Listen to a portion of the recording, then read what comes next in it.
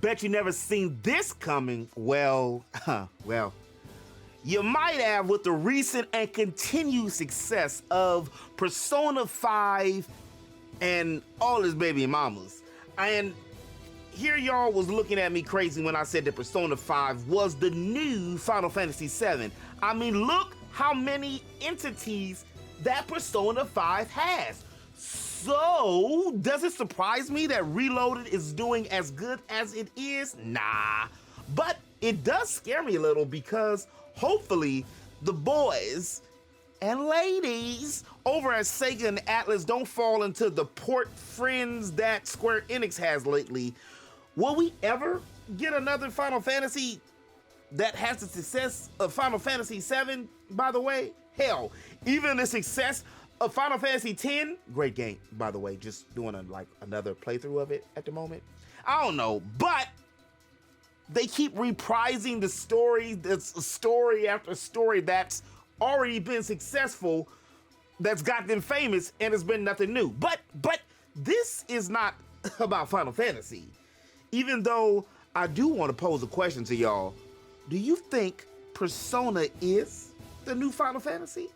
This is about the groundbreaking achievement of Atlus and the highly anticipated and recently released Persona, which has shattered sales records and has cemented itself as the fastest selling game in the company's history. P3 Reloaded, the PlayStation 2 classic, just in its first week surpassed over 1 million copies sold worldwide.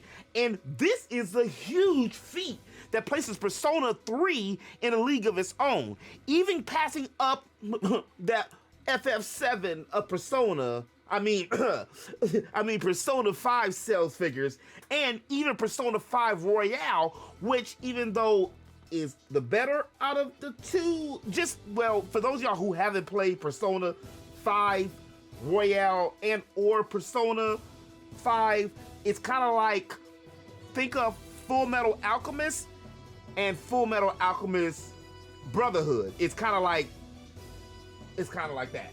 What's even more crazy is that it's even passed up the renowned Shinigami Tensei series, which many hardcore Atlus fans swear by and even like more than the Persona series. And see, RPGs can be successful on Xbox, by the game also being available on the Xbox Game Pass and on the Xbox Game Pass on PC, which I had to download, you know what I mean, Ron?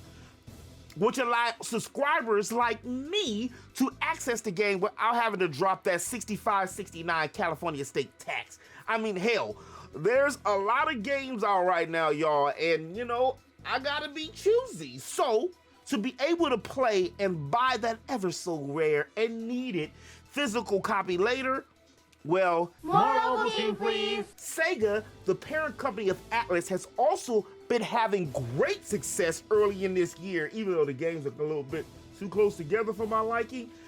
Just in the early 2024, not only did Persona 3 break records and selling over 1 million in its first week, but also, like a Dragon, Infinite Wealth, within the same time frame, has soared and sold over 1 million copies as well, solidifying itself in the position as the fastest selling game in the franchise.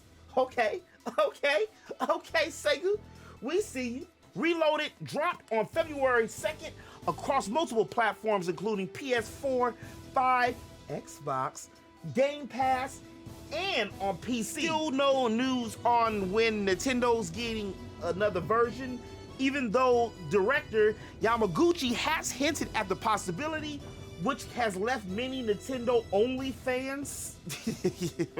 Nintendo-only fans. Could you imagine? Hi, Daisy. Some money, honey, I tell you what. But maybe it won't take 5 years this time, or at least maybe they should wait till the Switch 2 or something comes out. All the success that Persona 3 and Persona has had recently, especially after 2017, 2016 when Persona 5 dropped, I want to ask y'all the question again. Do y'all think Persona is now the new Final Fantasy? Let me know in the comment section below. And if you did like this video, make sure you hit that like button. It really helps out the channel a lot, so that way we can push more content to the masses.